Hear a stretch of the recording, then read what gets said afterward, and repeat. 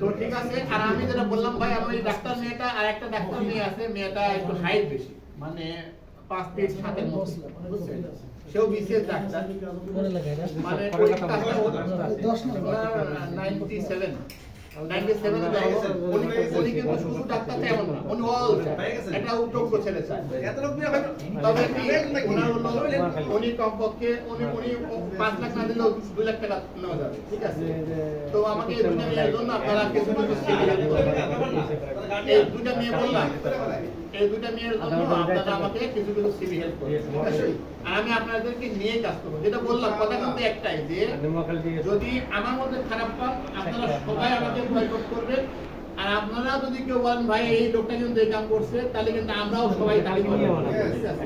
তার ধর্ম আমরা কি আছে বাড়ি দিয়া ধর্ম বাড়ি লাগায় খুঁজে